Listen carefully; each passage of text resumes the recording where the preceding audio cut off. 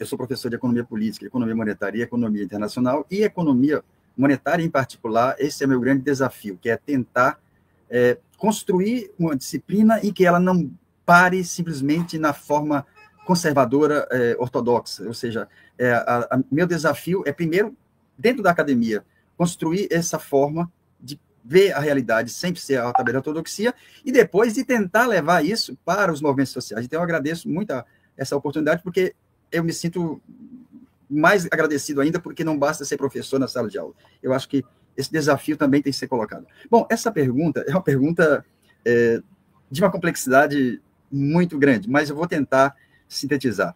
A primeira coisa, eu até tinha escrito aqui, quem ganha e quem perde com a inflação. Quando eu era técnico do Diese,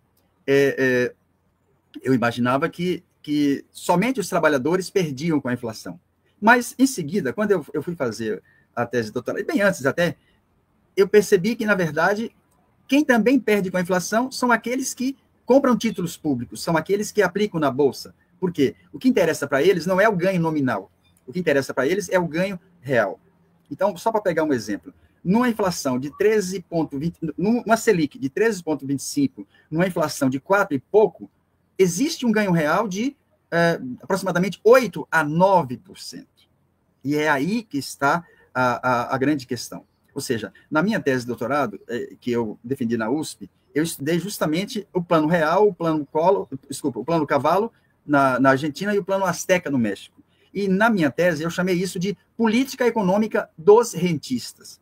É uma política econômica que tem como objetivo não criar condições para o desenvolvimento das forças, desenvolvimento do capitalismo, mas é uma política econômica que tem como horizonte apenas a estabilização dos preços.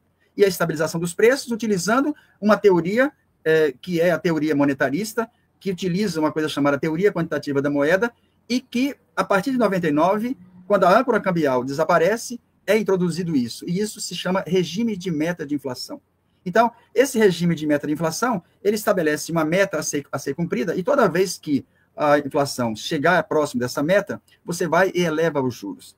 Quando você eleva os juros, esse exercício eu fiz com meus alunos ontem, você provoca de imediato o quê? Você reduz o crédito para o consumidor. Então, o consumidor começa a comprar menos nas lojas. As lojas, reagindo a isso, elas vão justamente reduzir as compras junto às fábricas. As fábricas vão, por sua vez, reduzir as quantidades produzidas, que significa desempregar, que significa não comprar mais máquinas, não comprar matérias-primas. Isso, de certa forma, acaba provocando o quê? Uma redução da atividade econômica. Então, eu pergunto para meus alunos, quem perde com quem perde com os juros altos? Perde com juros altos o consumidor, perde todos aqueles que estão no setor produtivo, mas aí eu vou além. Toda vez que eleva-se a taxa de juro, ou, por exemplo, agora, esse aumento que está sendo proposto de mais 1% significa 55 bilhões novo de dívida pública. Então, isso significa o quê?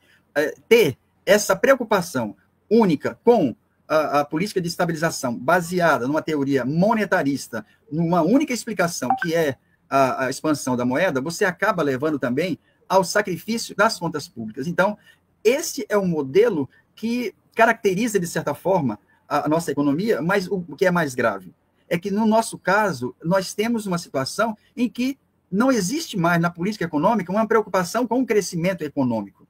Existe uma preocupação com a estabilidade da moeda. Então, o que nós temos aqui é justamente uma tentativa de fazer a política de estabilização como o objetivo final da política econômica. Até 1980, a política econômica tinha como objetivo, especialmente na Europa, o pleno emprego. O que nós temos agora não é isso. E aí isso significa o quê? Política de austeridade.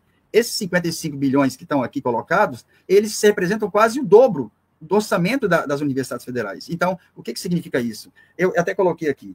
Quem ganha e quem perde. Olha só, eu disse assim, os trabalhadores perdem porque eles perdem poder de compra, os rentistas perdem porque... Mas aí que está. Os rentistas ganham quando o meio para encontrar a combate à inflação é duplamente favorável a ele.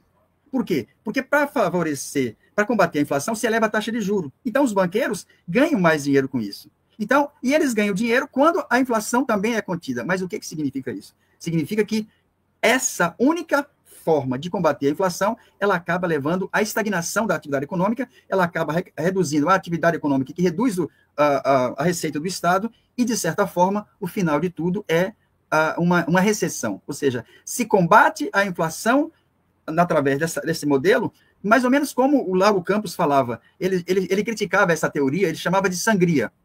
Sangria era um método utilizado há muito tempo atrás, que achava que a doença de alguém poderia ser contida se você fizesse uma sangria. Essa sangria seria exatamente o quê? Redução da quantidade de moeda. É a velha teoria que em 1929 entrou em colapso, que só voltou a funcionar a ação a partir dos anos 80. É a teoria econômica dos rentistas. Aliás, Nicolai Bukharin chamou isso de economia política do rentismo. Então, a nossa causa, utilizar essa taxa de juro alto é exatamente o comprometimento que não se tem com o processo de crescimento da atividade econômica, com a geração de emprego, com o financiamento das políticas públicas, é a política clássica de austeridade.